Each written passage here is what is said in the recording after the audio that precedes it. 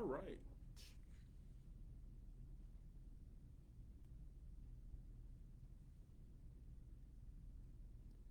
All right. Well, good afternoon. Oh, good morning. It's still 11:45. This is Carbon County Commissioner Chris Lukasevich. This is the virtual meeting after the commissioners meeting, or the meeting after the meeting, for the clear, concise version of the title. Carbon County Commissioner Chris Lukasevich. I'm here for about the next 10 or 15 minutes.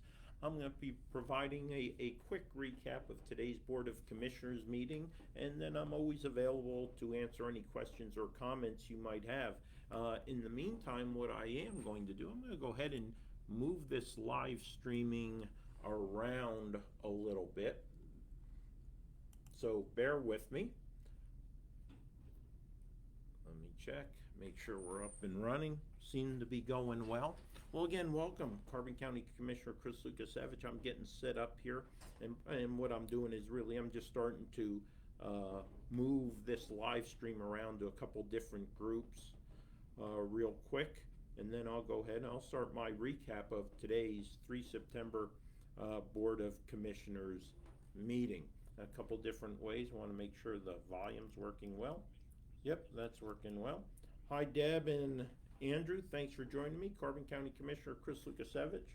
I'm getting ready to go here. I'm just sharing this live stream with some different groups, so it's going to take me a second or two to get set here. All right, a little bit of a watch party going there. Let's see, start watch party. That's going. It's interesting going from the computer, right, the CPU, to the iPhone or iPad, and how you can move things around to the different group. Pretty lengthy meeting today, and I'm going to recap the Carbon County Board of Commissioners meeting. At the same time, at least in this feed, I'm going to put in my phone number, as I always do. If you want to give me a call during this 10 or 15 minutes. Oh, hi, Jim. Or likewise, cancel, hold on, let's see. All right, there we go, almost messed that up. All right, so there's my number, 570-503-6780. Chris Lukasevich here with you for about the next 10 or 15 minutes. Just came out of today's commissioners meeting, and I'm going to talk about some of the highlights. I think first and foremost, 2 proclamations were made.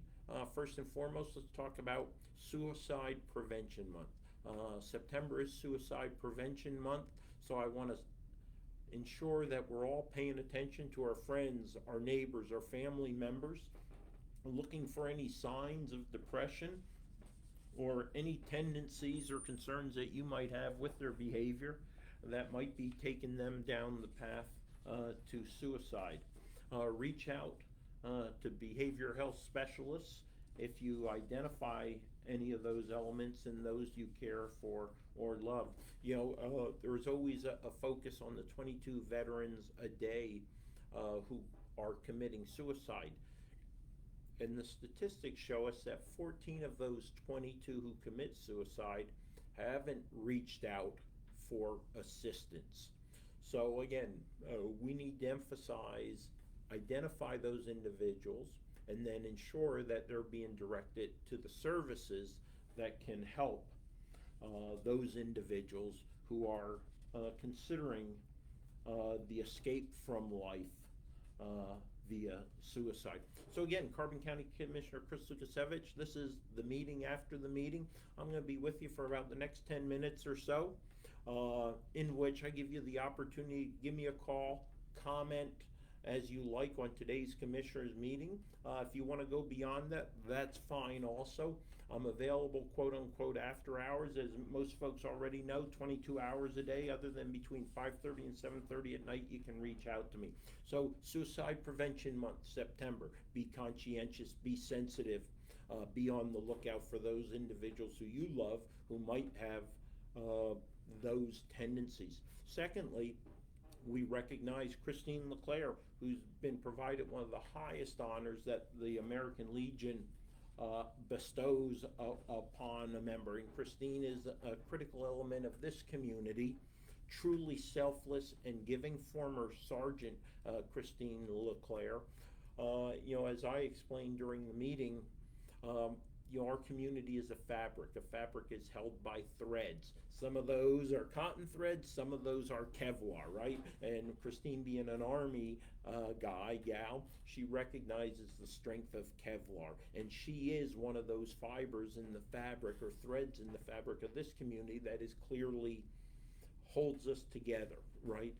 That Kevlar. So I want to send again my congratulations to Christine for the bestowing of an honor from the American Legion on her, for her commitment not only to veterans but the community in all.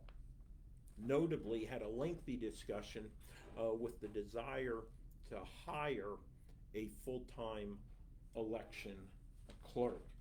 We also already have 2 full-time election office workers, 1 part-time. A second part-time will begin working tomorrow. Now, although they are part-time employees, those 2 part-time employees are able to work full hours from now until the election, so up to 35 hours a week.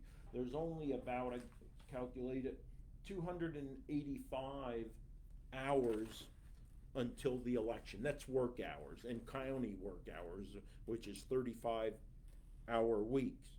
So Wayne made the motion to hire a full-time. It was a 2-2, so that motion dies, and instead we agreed to modify a subsequent motion from 1 part-time to 2 part-time. So for all intent and purpose, what the county has now is really a 300% increase in our election staffing from just less than a year ago.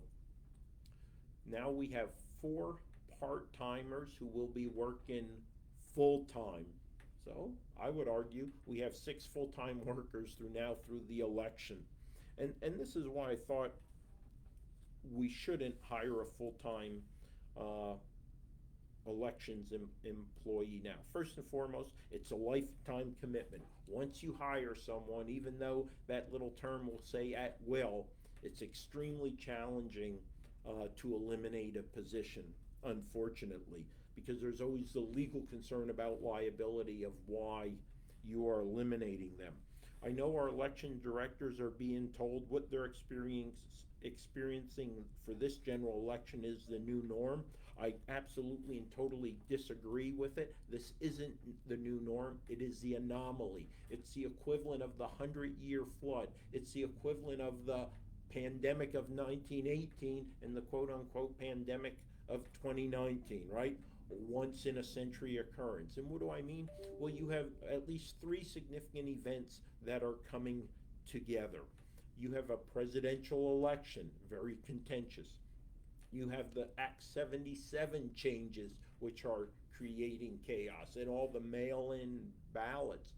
You have the pandemic.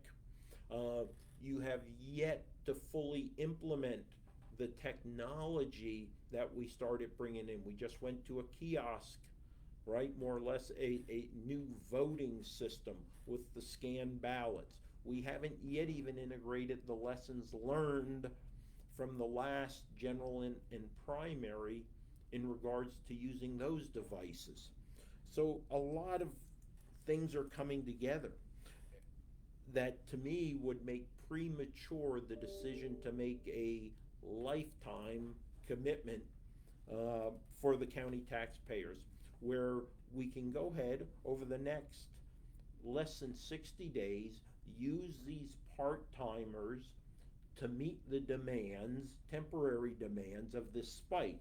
And obviously the spike is caused by things such as the Act 77 that has provided the opportunity for mail-in ballots. We're being inundated in flyers like this that says go ahead and apply for a mail-in ballot. And what you have is individuals who previously applied for a permanent annual mail-in ballot reapplying every time they receive one of these in the mail. So I say, hey, call the elections office first before you send another one of those in to see if you're not already scheduled to receive the ballot. And again, this is about the request for a full-time employee. I would say the other thing that maybe some of the colleagues who voted for this full-time position failed to understand is that we're bringing in technology. So we're maximizing human resources with technology. So mitigating the possibility for having to hire another individual. We brought in one high-speed scanner to scan the ballots. We're getting ready, the director told me this morning, to request a second one. We brought in a high-speed envelope opener, cutter, so that can process 400 envelopes a minute. And we can expect we're going to have to open by mail-in and absentee ballots, probably anywhere from 20 to 30,000 envelopes. That would be 10 to 15,000 outside envelopes and 10 to 15 security envelopes. Those 30,000 envelopes that up until a week ago would have been opened by hand are now going to be opened with a high-speed cutter. In 75 minutes, those envelopes will all be opened and ready for the ballots to be pulled out and scanned. We've ordered a ballot, or in the process of ordering a ballot folder. So instead of manually having to fold ballots, put them in an envelope and mail them, they will actually be folded electronically or through a device. Additionally, we're building a $2.5 million, or renovating a building at the cost of $2.5 million that is literally going to quadruple the space of the current elections office. So to give them more space in order to develop and implement processes and procedures for more effectively and efficiently manage this process. What I prefer to see happen is we take this time, get through this perfect storm, and then in January we can sit down outside of the storm and make a determination if a full-time employee is really needed. But let us not make a hasty decision on that. So that was a big discussion on that. And again, this is Chris Lukasiewicz, Carbon County Commissioner. I'm here for the next couple minutes. This is the meeting after the meeting. It's your opportunity to comment or ask questions on what has transpired during today's commissioners meeting. The agenda is online. The Facebook live streaming of the commissioners meeting is on C4 Chris Carbon County Commissioner. It's on the Carbon County Commissioners Facebook page. I shared it with about a half a dozen different groups in Carbon County. If you're watching this later in the day or in the evening, you can give me a call at 570-503-6780. Two other things that I brought up during commissioners' comments was the COVID-19 Carbon County, and that's not quotes, that's in parentheses, Carbon County Block Grant Program, that $5.79 million. We had initially 221 applications. All the eligible applications, just over 200, did go out to the 4 committees that we had developed. Those committees, in a timely manner, by 31 August, came back with all their recommendations to the Board of Commissioners. So next Wednesday, the Board of Commissioners will start reviewing the recommendations from the committees, reconciling their recommendations with the justified eligible dollar amounts for those more than 200 applications, and then we'll make a disbursement or a decision on which entities and how much will be provided. And again, even though it seems the guidelines continue to change on every other day basis, I do highly expect us to have a second round. Secondly, I mentioned, tied into COVID-19, Carbon County, we just released a request for proposals. You can go to carboncounty.com, go on to our website, where on the left margin you'll see request for proposals, and under there's one specific to broadband. And what we are seeking are projects or products from ISP providers, from vendors, to give us ideas or concepts valued at less than $500,000 that will help enhance the capacity to underserved and unserved areas of Carbon County relevant to broadband, to enhance their capacity to do telemedicine, telecommute, and telemedicine. We specifically sent these out also to libraries, schools, hospitals, because we know you have vendors that might be under consideration to provide capabilities or products to enhance your ability to deliver telemedicine, teleeducation, or of course help businesses telecommute. These are likely to fall under that umbrella. While this is a formal request for proposal, it really falls under the CARES COVID-19 County Block Grant program. So I want the libraries, the school districts, to reach out to potential vendors that they may have to see if the proposal is something that they might be interested in. So again, it's extremely important we set aside $500,000 specifically for broadband. It's earmarked. If we don't use it all, we'll rededicate or reallocate that money towards other areas eligible for the grant.